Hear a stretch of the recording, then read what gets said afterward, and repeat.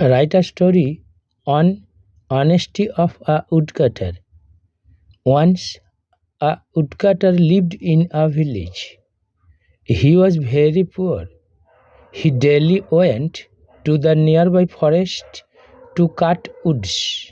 He sold the woods and maintained his family. One day he was cutting a tree beside a river. Suddenly his axe fell into the river water. He then began to cry sitting under the tree. A water god lived in the river. He heard the woodcutter's cry and got up from the water with a golden axe.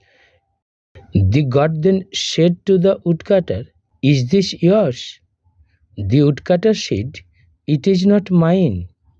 Again the god got down into the river and came up with a silver axe and asked the woodcutter if it was his. The woodcutter confessed that it was not his. Then the god went into the river and returned back with an iron axe.